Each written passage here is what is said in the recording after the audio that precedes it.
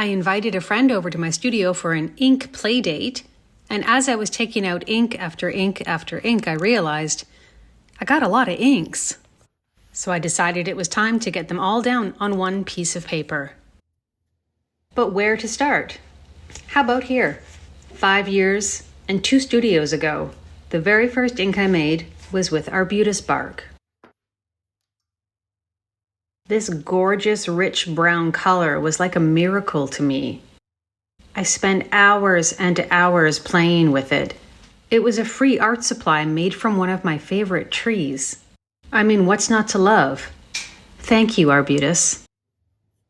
Next up is Douglas fir cone ink, or as I like to call it, squirrel ink. I noticed our little local squirrels used to eat the Douglas fir cones like there were pieces of corn on the cob. I used to find little piles of just the fir cone scales, so I decided to make ink out of them. At first glance, this doesn't look much different to the ink next to it. But one of the things I've discovered about tannin-based inks is they have these really lovely, subtle variations in color. Take alder cones, for example. Each one of my handmade inks has its own story behind it. Sometimes it's just a story about a walk around a pond on a cold winter's day, noticing where the beavers have been chewing down the alder trees. The color from the alder cones was a bit of a surprise to me.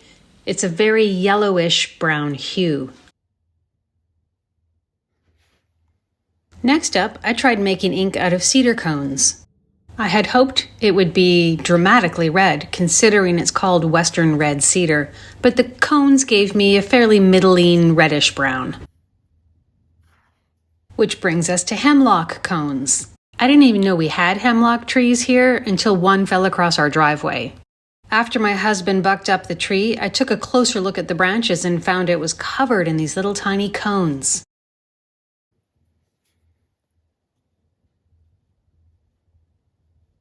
I was able to use up some of the branches when I gave a free community workshop at the local farmers market. And the ink itself turned out kind of a rosy tannin pink. Moving away from the purely tannin-based inks, I also made ink out of walnut husks.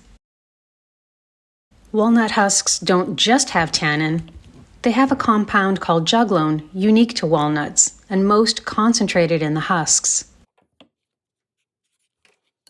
And yup, you guessed it, it's also brown. A nice, dark, rich chocolate brown. I ended up making bracken fern ink, kind of by accident, when I was making paper from it. All of the ingredients were there already. I have to use soda ash and boiling hot water to break down the plant material. I noticed the resulting liquid was a really nice reddish dark brown color, so I reduced it further to make an ink. And here I've dipped the bracken fern paper into the bracken fern ink. Next up is an ink that I made from ornamental plum branches. Our big, beautiful ornamental plum tree needed to be pruned. As I was looking at the wood chips, I wondered, can I make ink out of that? And since I had so much material to work with, I put on a giant canning pot full of material to boil. And as it turns out, heck yeah, there's color in there. I had so much of it I ended up dyeing some wool, and then I reduced the rest of it down into an ink batch. It's ended up being one of my favorite inks. I'm still using the same jar a year later. And as a bonus, trees in the prunus family have a natural thickening agent, very similar to gum arabic. I made some ink from onion skins that was so pretty I had to dye some more wool with it.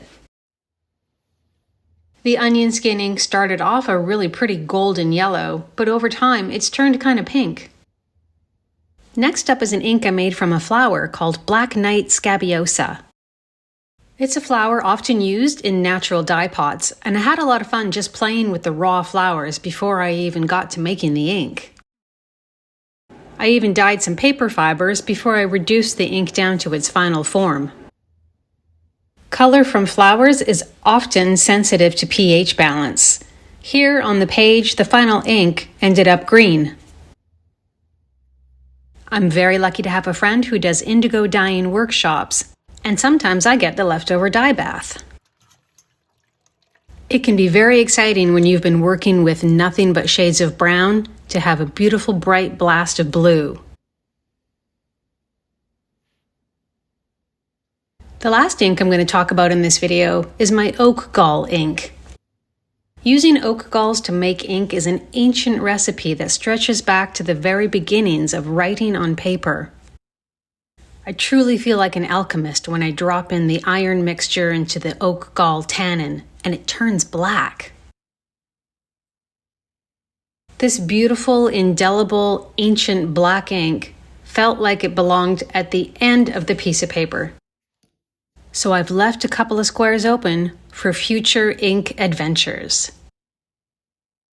And here they are, all dried.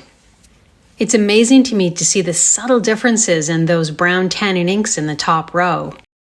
It'll be interesting to see how some of them change over time.